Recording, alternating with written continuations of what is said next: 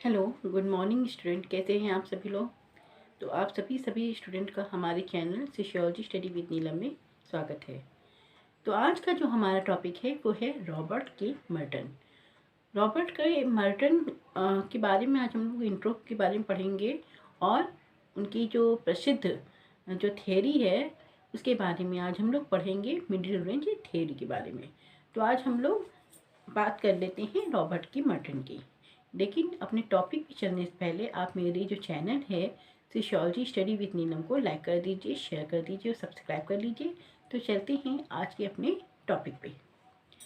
Robert की Merton अमेरिकी समाजशास्त्री थे और उन पर वो टॉलकट पार्सन्स के शिष्य भी रहे थे।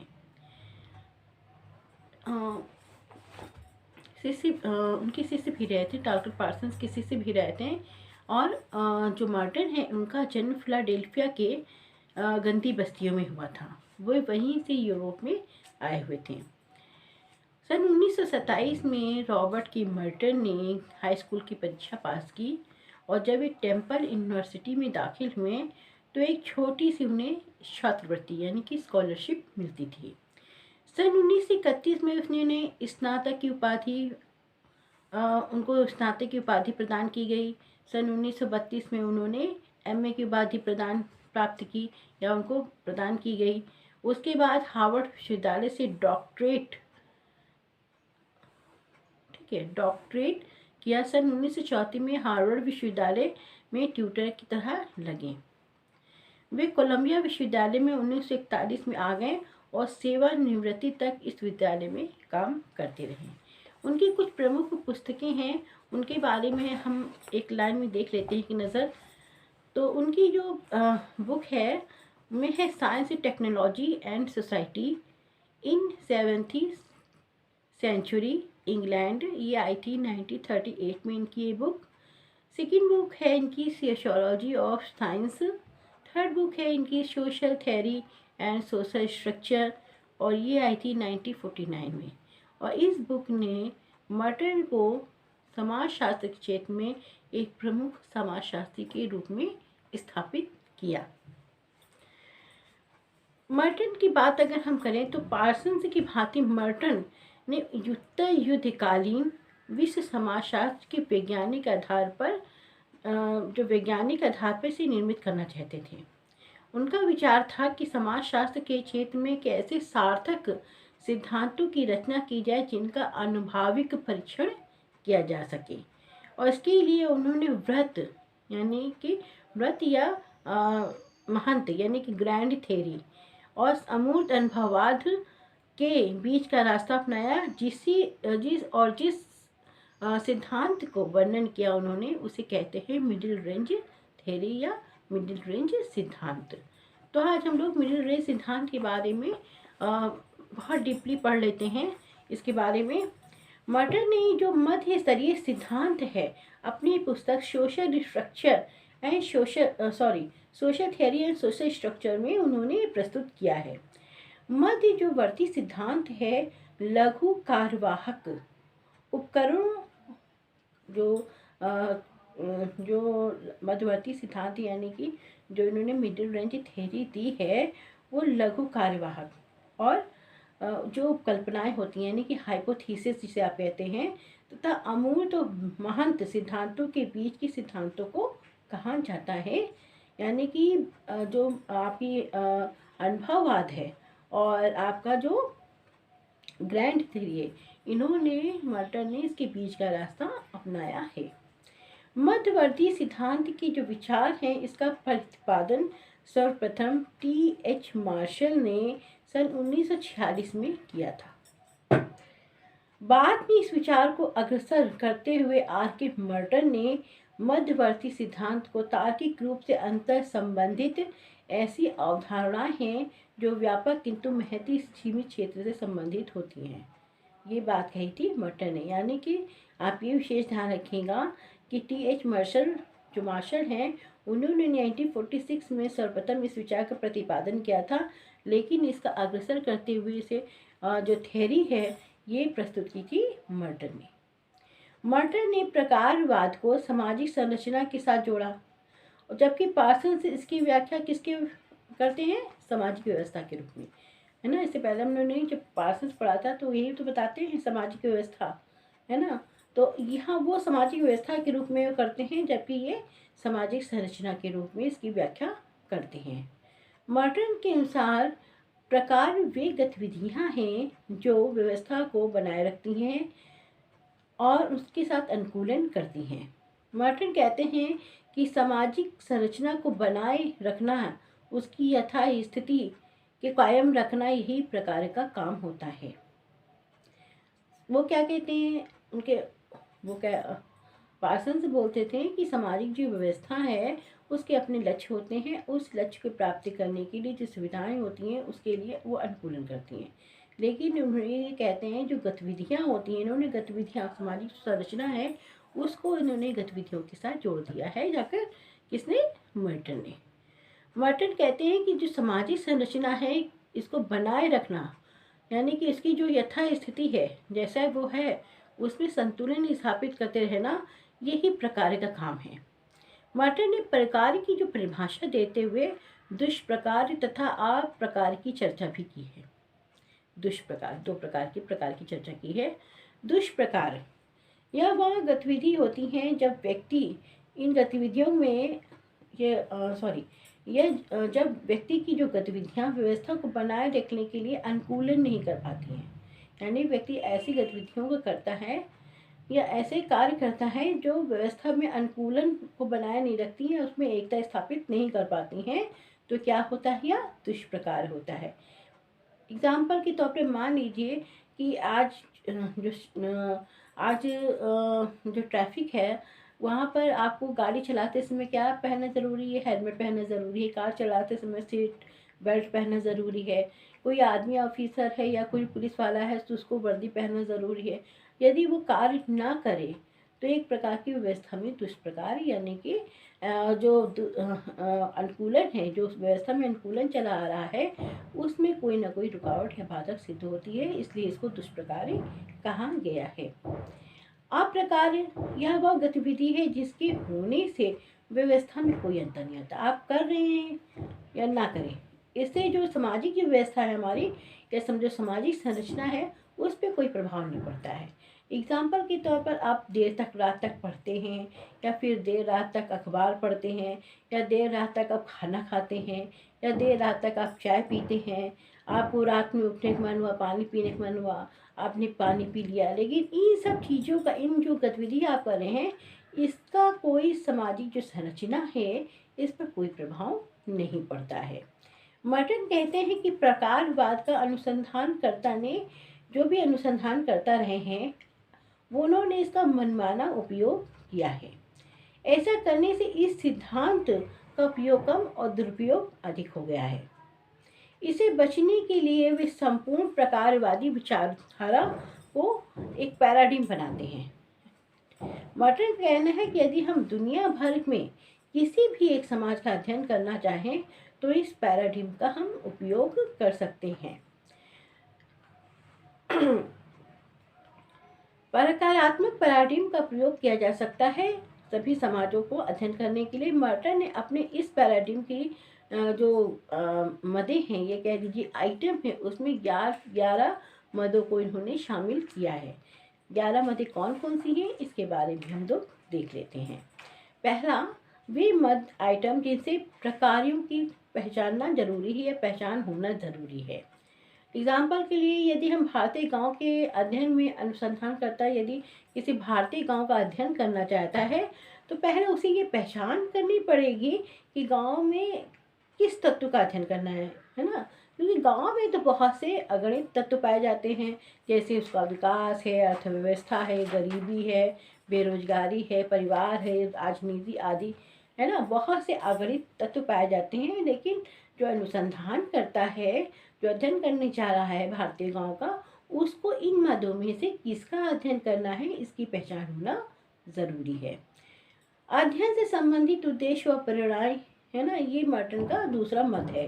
यानी कि अध्ययन से जो संबंधित उद्देश्य, उसके पीछे क्या उद्देश्य है, परिणाम क्या है उनके, उसके पीछे इसको स्पष्ट करना बहुत ज़रूरी है ना। कोई ना कोई कार्य होते, उसका कारण अवश्य होता, कोई उद्देश्य होना चाहिए उसका। तो वही मर्टन कह रहे हैं, इस उद्देश्य को आप स्पष्ट करना पड़ेगा। थर्ड, वो कहते हैं मद के जो प्रकार हैं, यानी आइटम के जो प्रकार हैं, किस भांति व्यवस्था को बनाए रखते हैं, इस तथ्य की खोज करना चाहिए। मर्टन कहते हैं कि जब अनुसंधानकर्ता सकारात्मक प्रकार को देखता है तो जो नकारात्मक प्रकार होते हैं, क्योंकि कोई भी समाज होता है तो उसमें केवल सकारात्मक पॉजिटिव चीज़ें तो नहीं हो सकती ना, कुछ निगेटिव चीज़ें भी होती हैं। लेकिन जब अनुसंधानकर्ता केवल पॉजिटिव चीज़ों को देखता है तो क्या होता है, जो पॉजिटिव फंक्शन है उनको देखेगा, तो वो निगेटिव जो फंक्शन है, जो उसके नकारात्मक प्रकार हैं, वो उपेक्षित रह जाते हैं। सकारात्मक प्रकारों को देखते हुए हमें प्रयुक्त अवधारणाओं में विभिन्न प्रकार के प्रकारों का विश्लेषण करना चाहिए। मर्टन कहते हैं यदि हम सकारात्मक प्रकारों को देखते हैं तो उन प्रकारों का विश्लेषण करने के लिए हमें विविध प्रकार के, यानी कई अन्य प्रकार के जो प्रकार हैं उनको भी शामिल यहाँ पर करना चाहिए। और इसके लिए मर्टन ने नई प्रकारात्मक अवधारणाएं भी प्रस्तुत की हैं। ऐसा नहीं है उसको बीच में छोड़ दिया है, उन्होंने इसके बारे में और डिस्कस भी यहाँ पर उन्होंने किया है। पहला उन्होंने बताया प्रकार, है ना। ये प्रकार उसको कहते हैं, और मर्टन कहते हैं प्रकार वे हैं जो व्यवस्था के साथ अनुकूलन करते हैं, यानी व्यवस्था को बनाए रखते हैं। दुष्प्रकार वे गतिविधियां, वे परिणाम जो अपने संबद्ध व्यवस्था से अनुकूलन नहीं कर पाते हैं। और दूसरी और इस प्रक्रिया के जो परिणाम होते हैं वो भी हानिकारक और क्या होते हैं, विघटनकारी होते हैं। ठीक है, ऐसे जो प्रकार होते हैं वो दुष्प्रकार की श्रेणी में आते हैं, जो कि अपनी व्यवस्था के साथ अनुकूलन नहीं कर पा रहे हैं, या उसके जो परिणाम है, आप जो प्रकार कर रहे हैं उसके जो परिणाम आते हैं, रिजल्ट जो आता है आपका, वह समाज के लिए विघटनकारी होता है। तो ऐसे सभी प्रकारों को मर्टन ने दुष्प्रकार की संज्ञा दी है। मर्टन ने प्रकारों को दो वर्गों में बांटा है। पहला है उन्होंने बताया प्रकट प्रकार, और दूसरा है प्रच्छन्न प्रकार या लेटेंट फंक्शन। मर्टन के अनुसार प्रकट प्रकार के निरपेक्ष परिणाम हैं जो व्यवस्था के साथ अपना तालमेल बैठाते हैं, तालमेल यानी अनुकूलन कर लेते हैं, और इस तरह के परिणाम व्यवस्था द्वारा निर्दिष्ट होते हैं, यानी कि मान्य होते हैं। निर्दिष्ट मतलब मान्य होते हैं। मर्टन कहते हैं कि ये जो प्रकार होते हैं उसका निरपेक्ष परिणाम होता है, यानी कि जो हम चाहते हैं परिणाम आए वही परिणाम यहाँ होते हैं, और जो हम प्रकार करते हैं, गतिविधियाँ करते हैं, उसी के अनुसार जो परिणाम होते हैं व्यवस्था द्वारा मान्य होते हैं, निर्दिष्ट होते हैं। प्रच्छन्न प्रकार या लेटेंट फंक्शन की बात जब करते हैं मर्टन, तो बोलते हैं कि कुछ ऐसे लक्ष्य होते हैं जिन्हें व्यवस्था में निर्दिष्ट नहीं किया जाता है ना। यानी कि हमें निर्दिष्ट पता, हम उपेक्षा नहीं करते हैं या मान्य नहीं करते हैं, फिर भी कुछ ऐसा संयोग बनता है कि वो जो व्यवस्था है वो अनिर्दिष्ट परिणामों को देखती है, और ये परिणाम व्यवस्था को स्वीकार नहीं होते हैं, और ये मर्टन इसे प्रच्छन्न प्रकाश करते हैं। एग्जाम्पल की तो मान लीजिए दुर्गा पूजा होती है, अभी दुर्गा पूजा होगी, है ना, नवरात्रि होगी। नवरात्रि में बड़े बड़े पंडाल सजते हैं, उसका एक भव्य जुलूस निकलता है। तो अगर वो जुलूस निकलता है या जो भी निकल रहा है, रथ यात्रा निकल रही है, तो उसमें क्या होता है, उसका जो उद्देश्य होता है वो लोगों की जो आध्यात्मिक जो भाव है उसको, एक विश्वास को एक पुष्ट करना होता है, और उसका जो उद्देश्य होता है वो पूजा अर्चना उपासना, है ना, अध्यात्म होता है। लेकिन अगर मान लीजिए कि वो जुलूस निकल रहा है और वहाँ पर अचानक भगदड़ मच जाए, हिंसा हो जाए, खून खराबा हो जाए, तो क्या होगा। वो उसने ऐसा तो सोचा नहीं था ना, कभी उसने सोचा होगा ऐसा कैसे हो जाएगा, मगर हो गया। तो क्या हुए, अनिर्दिष्ट परिणाम हो गए, यानी कि उन्होंने सोचा नहीं था और लेकिन ऐसा हो गया। और ये जो परिणाम होते हैं जो सामाजिक संरचना है, व्यवस्था है, उसको मान्य नहीं होते, उसको स्वीकार नहीं होते हैं। तो ऐसे सभी प्रकारों को मर्टन ने प्रच्छन्न जो प्रकार है, फंक्शन है, ये कहते हैं। अगला उन्होंने बताया कि उन इकाइयों की पहचान जिनके लिए मद प्रकार्यात्मक है, यानी कि जो आइटम है, यानी मद, यानी जो मद आइटम है प्रकार्यात्मक है। उदाहरण के लिए मान लीजिए कि जो परिवार है, कि परिवार को हम व्यवस्था मानते हैं, तो मान लीजिए कि परिवार की जो व्यवस्था में पति पत्नी का संबंध, माता पिता का संबंध, नातेदारी संबंध आदि कई इकाइयों में परिवार की जो व्यवस्था होती है वो बटी होती है। कोई प्रकार इसमें सकारात्मक हो सकता है या फिर नकारात्मक हो सकता है। फैमिली में आप बहुत चीज़ें देख लीजिए, सही प्रकार जो पॉजिटिव वे में नहीं होते हैं, कुछ नेगेटिव वे में भी होते हैं। तो वो उन्होंने जो परिवार की व्यवस्था है उसको सामाजिक व्यवस्था के रूप में उन्होंने समझाने का प्रयास किया है। तो वही बोल रहे हैं कि यहाँ पर जो परिवार व्यवस्था है उसकी कई इकाइयाँ होती हैं, या फिर और जो उसके जो व्यवस्था के लिए प्रकार होते हैं वो कभी सकारात्मक यानी कि कभी पॉजिटिव या कभी निगेटिव होते हैं। इन प्रकारात्मक विश्लेषण में हमें उन इकाइयों की श्रृंखला का पता लगाना चाहिए जिनके इनके सकारात्मक कार्य होते हैं, है ना। सकारात्मक कार्य होंगे तो क्या होगा, एकता बनी रहेगी, सामाजिक व्यवस्था है उसमें एक यथास्थिति बनी रहेगी। तो हमें उन प्रकारों की पहचान करना है। अगला वो बोलते हैं उन प्रकारों की खोज में जो व्यवस्था की आवश्यकताओं और पूर्व आवश्यकताओं को पूरा करती हैं। यानी कि जब हम प्रकारात्मक विश्लेषण करते हैं तब हमें यह देखना चाहिए कि किन इकाइयों की मदों में क्या प्रकार होते हैं जो जैविकी और जीवित रहने की सभी आवश्यकताओं को पूरा करते हैं। ऐसा करने के बाद इन प्रकारात्मक जो चीज़ें हैं, प्रकारात्मक प्रकार हैं, इनको हम सार्वभौमिक बनाम विशिष्ट प्रकारों में विभाजित कर सकते हैं। जब हमें इस बात का पता लग जाए कि कौन से प्रकार जैविक और कौन से प्रकार सही प्रकार की आवश्यकताओं को पूर्ति करते हैं, तब इन दो प्रकारों में यानी कि दो भागों में इसको बांट सकते हैं। अगला बोलते हैं युवा क्रियाविधि जिसके माध्यम से प्रकार संपन्न किए जाते हैं, है ना, जिनके माध्यम यानी कि जो साधन हैं उसके संपन्न किए जाते हैं, उनके बारे में पता लगाना। उदाहरण के लिए मान लीजिए कि जैसे विवाह की व्यवस्था है और इसकी जो आवश्यकता होती है, इसकी नीड, ये क्यों आवश्यक होता है, यौन प्रजनन और मोक्ष प्राप्ति के लिए विवाह करना आवश्यक माना जाता है। और इस लक्ष्य प्राप्ति के लिए कई क्रियाविधियों को काम में लिया जाता है ना, कई क्रियाविधियों को, जैसे विवाह निमंत्रण देना, मंडप, पुरोहित, धार्मिक अनुष्ठान और प्रीति भोज। ये क्या है, गतिविधियां हैं जिनसे विवाह जो संपूर्ण होता है। अतः व्यवस्था में विविध मदों की प्रक्रियाओं के अतिरिक्त उन क्रियाविधियों को पता लगाना चाहिए जिससे प्रकार पूरे होते हैं। यानी उन गतिविधियों का, उन माध्यम को ही पता लगाना चाहिए जिसे जो प्रकार हैं वो कंप्लीट हो रहे हैं, यानी कि हम अपने लक्ष्य को प्राप्त कर रहे हैं।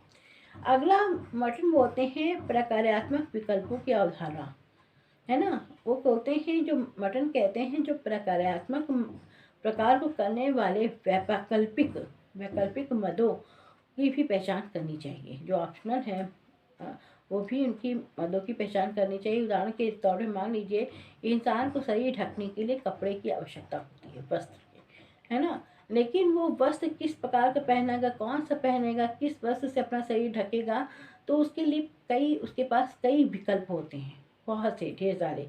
कि आप लेडीज़ है तो आप सूट पहनना चाह रहे हैं, साड़ी पहनना चाह रहे हैं, या कुछ और पहनना चाह रहे हैं, मॉडर्न ड्रेसेस पहनना चाह रहे हैं। तो इस तरह के उसके पास ढेर सारे विकल्प होते हैं।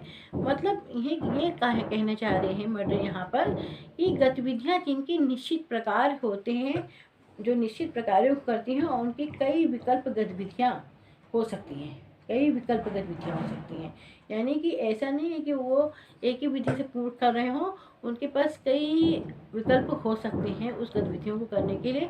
उनकी भी पहचान करना बहुत ज़रूरी है, यानी कि उन विकल्पों की भी पहचान करनी चाहिए। अगला बोलते हैं प्रक्रिया के लिए संरचनात्मक दबाव।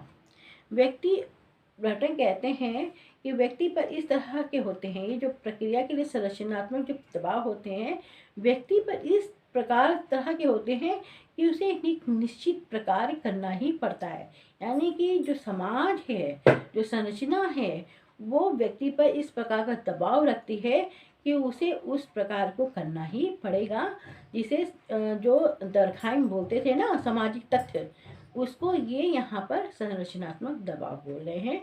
यानी कि समाज में रहने के लिए जो सामाजिक संरचना है, उसके जो प्रकार हैं, एक जो विशिष्ट प्रकार हैं, उनको मानना बहुत ज़रूरी है। उससे अलग आप नहीं कर सकते। सत्य बोलना, बड़ों को आदर करना, नैतिकता, तो ये क्या है, इस संरचनात्मक दबाव में जो व्यक्ति पर दबाव डालते हैं कि आप एक निश्चित प्रकार को करें।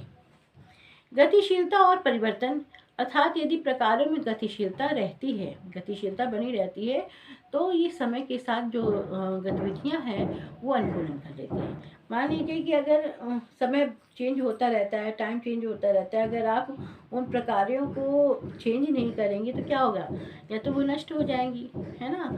तो उस और समाज में जो है, जो सामाजिक व्यवस्था है, उसमें अनुकूलन नहीं कर पाएंगे। तो इसके लिए यही आवश्यक है कि जो व्यवस्था है उसको अनुकूलन बनाए रखने के लिए गतिविधियों को भी टाइम टाइम पर थोड़ा चेंज होना पड़ेगा। प्रक्रियात्मक जो मान्यताओं और अवधारणाओं की पूर्ति, युक्ति युक्त प्रमाणीकरण, है ना। इसका क्या मतलब हुआ, इसका मतलब हुआ मर्टन के अनुसार मर्टन बोलते हैं कि किसी मध्य के प्रकार ऐसे होने चाहिए जो इस बात को प्रमाणित करें कि इन व्यवस्था की आवश्यकताओं की पूर्ति के लिए इन प्रकारों का संपादन जरूरी है, या इन प्रकारों के संपादन के द्वारा ही हो सकती है ना। यानी कि आप जो ऐसे जो प्रकार जिनका आप ये प्रमाणित कर सके कि अगर ये प्रकार आप शामिल नहीं करेंगे, है ना, तो जो सामाजिक व्यवस्था है उसको आप सही रूप से अनुकूलन नहीं कर सकते हैं। तो इस प्रकार के प्रकार का संपादन करना बहुत ज़रूरी है, अन्यथा जो समाज है, समाज की व्यवस्था है, वो अनुकूलन नहीं कर पाएगी। तो यही बात मर्टन यहाँ पर बोलना चाह रहे हैं कि उन चीज़ों की पहचान होना ज़रूरी है। अगला बोलते हैं वो प्रक्रियात्मक विश्लेषण से जुड़ी वैचारिक समस्याएं भी सामने आती रहती हैं। यानी कि प्रक्रियात्मक समाजशास्त्री जिस तरह के मूल्यों के से प्रेरित होते हैं उसी के आधार पर अपना विश्लेषण करते हैं। अतः यह समझ लेना कि जो प्रक्रियात्मक सिद्धांत है प्रत्येक विचारधारा से मुक्त है, दोषपूर्ण है, क्योंकि विचारधारा का विकल्प तो प्रकारवादी ही समाजशास्त्री पर निर्भर करता है ना।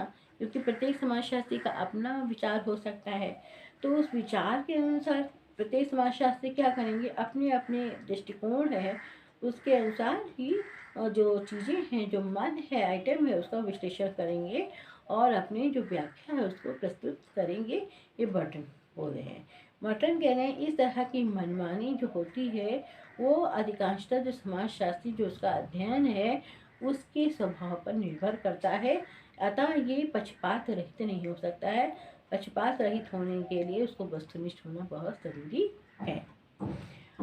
ये था इनका मर्टन का आपका जो मर्टन का है मिडिल रेंज थ्योरी। मर्टन जो है वो अपने जीवन जो पर्यंत है, जो पूरा जीवन बताया गया है 2003 में उनकी मृत्यु हो गई है, तो उनका जो पूरा जीवन है वो प्रकारवाद पर उन्होंने पूरे जीवन भर उन्होंने क्या किया है, प्रकारवाद पर उन्होंने लिखा है।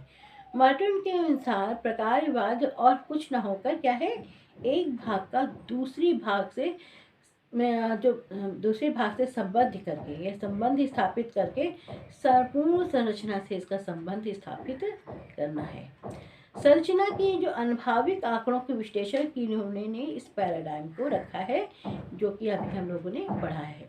तो अनुभविक आंकड़ों के विश्लेषण के लिए हम लोग ने हाइपोथेसिस जब अनुसंधान करने जाते हैं तो ऐसे ही तो होता है ना, चरण बाई चरण, वही यहाँ पर इन्होंने पैराडाइम रखा है, या कह लीजिए चरणों में उन्होंने विभाजित किया है कि किस तरह अनुसंधान करता क्षेत्र फील्ड पे जाकर किस तरह अनुभविक जो अध्ययन है वो कर सकता है। इसके लिए वो इस मद का प्रयोग कर सकता है। और ये मद जो दी है, मर्टन कहते हैं ये मद पूरे संसार में लागू है। आप किसी भी समाज में जाइए, वहाँ के अगर किसी समाज का किसी भी इकाई का आप अध्ययन करना चाहते हैं तो इस पैराडाइम का यूज़ कर सकते हैं। और इस पैराडाइम का जो यूज़ अगर आप करते हैं तो जो आपका अध्ययन है वस्तुनिष्ठ होगा और अच्छी तरह से होगा। तो ये था मर्टन का पैराडाइम, यानी कि मिडिल रेंज थ्योरी, जो कि ग्रैंड थ्योरी और अनुभविक थ्योरी के बीच का रास्ता देती है। तो आई होप कि आपको समझ में आ गया होगा कि मिडिल रेंज थ्योरी क्या है। तो आज की क्लास यहीं तक रखते हैं। कुछ समझ में नहीं आ रहा, कुछ कंफ्यूजन है आपको, तो आप कमेंट्स करके मुझे बता सकते हैं। मैं क्लियर करने की कोशिश करूँगी उसकी पूरी तरह से। तो आज की क्लास यहीं तक रखते हैं, लेकिन जाने से पहले आप मेरे जो चैनल है सोशियोलॉजी स्टडी विद नीलम को लाइक कर दीजिए, शेयर कर दीजिए, सब्सक्राइब कर लीजिए। तो बने रहिए मेरे चैनल के साथ। तो आज की क्लास यहीं तक रखते हैं। Thank you.